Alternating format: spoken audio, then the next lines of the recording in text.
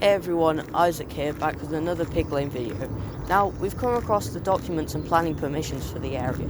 I'm going to take you around the area that's planned to be built on and show you the wildlife that it may impact. Now, I have a number of concerns for the area, most notably the wildlife, and we see new species around here, not just birds but also mammals, and of course more birds on the amber list and the red list. It's really concerning that we're seeing more animals now, and we're getting closer and closer to the final decision. Now, of course, we start before we even get to the fields. In this drain, we've seen both kingfishers and grey wagtails, and while we hope the wagtails will return for the summer, we've seen the kingfisher continuously flying up and down this drain. Now, of course, there is the major concern of the yellowhammers. These stunning bright yellow birds have sort of become the main characters of Pig Lane, and if this area is to be built on, then their habitat will most definitely be destroyed. Now, at the second drain, where we had nesting kingfishers last year, we come across a new star of the show.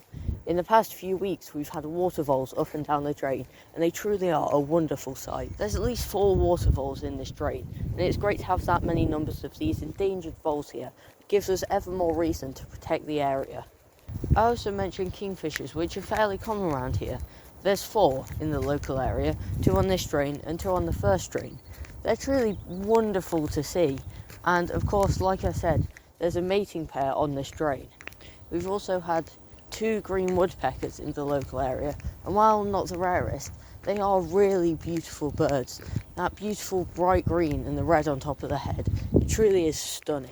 The area that's proposed to be built on is much larger than I first anticipated, and will affect a total of 10 red list species, as well as 13 amber list species. As well as this, it will also affect numerous mammals, as well as other reptiles, such as grass snakes and smooth snakes. But it's not just these rare species that we're fighting for. Every bird here deserves the right to keep their habitat, to live here, to not have it built on by people. And yet, people think it's okay to build on these birds' habitats, these animals' habitats.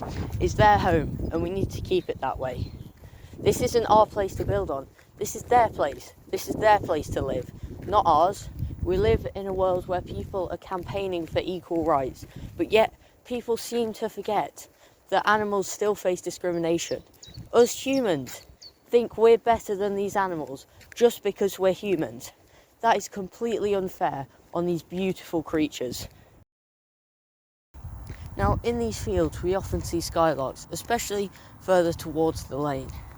We often see 5 or 6 in a field at any one time, and they truly are beautiful birds, especially with their glorious song.